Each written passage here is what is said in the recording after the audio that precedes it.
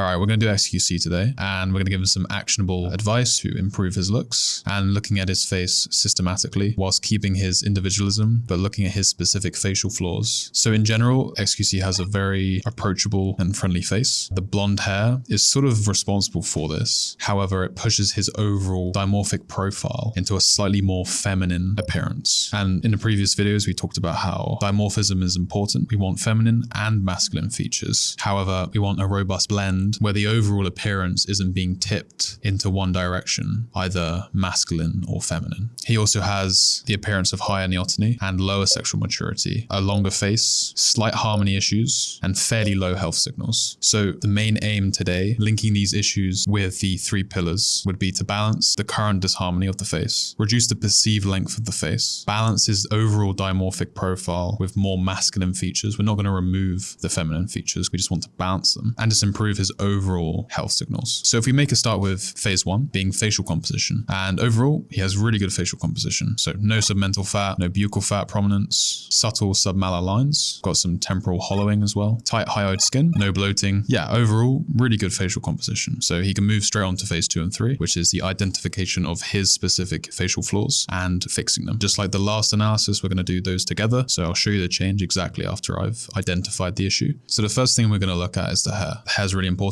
He said it himself. The hair sucks though. The hair is like 90% of your looks though. In general, the hair looks quite flat, quite boring, and we have a lack of cheekbone definition here. There's no noticeable prominence of the zygomatic arches here. So we want to conceal this slightly. And looking at the temple exposure, we have slightly too much temple exposure. So we want hair that's going to cover this slightly. With xQc, we want to increase the perceived width of the head. And that's for 3 reasons. So the first reason is to reduce the perceived width of his nose. His nose is slightly wider than ideal. If we have a look at the alar width in comparison to the interpupillary distance. Okay, so yeah, the alar distance is about 62% of the IPD. And ideally, we want to see this width here, about 56 to 60% of the IPD width. So that indicates that the nose is slightly wider than ideal. The second reason is, as mentioned, the slightly longer face, the non-compact face. By adding width to the head, we're going to counteract this length, and it's going to reduce the perceived length of the face. So if we look at his mid-face ratio to confirm the slightly non-compact face, so as you can see, 0.94 should be 1:1 realistically, so slightly non-compact. And the third reason is his facial width to height ratio is slightly lower than ideal, about 1.77 or 1.78. It should realistically be nearer to 1.9. However, in general, the hair does look healthy. The hairline doesn't look recessed, it looks intact. So simply just grow the hair and use a sea salt spray or any other product that contains humectants or polyquaternium. It's simply just going to help increase the density. And then you can use a light clay just to hold it in place for the day. So looking at the eyebrows, linking back to what we talked about before with the slightly neotenous look, the lower masculine dimorphic appearance, it also links in with these eyebrows. So they lack density, they're slightly lighter than ideal, and they lack uniformity. So you can see the patchiness in the eyebrows as well. And overall, they have a slightly negative tilt in terms of how they're perceived. And this is due to the lower lateral region here. It's bringing the positive tilt downwards and making him look more fearful. So he can use minoxidil for 1 to 2 years with a microneedling, or use castor oil. Either way, it's going to help to increase the density. He should subtly trim the tops to make them flatter and remove the lower outer regions to increase the perceived tilt. So if you compare the tilt and the overall impression that it gives, much less fearful and a lot more masculine. And in terms of the darkness, you can slightly darken them with a dye, and it's going to increase the contrast between the lighter hair and the eyebrows as well, which is a plus, and make them look denser. So his eyes have slightly too much height.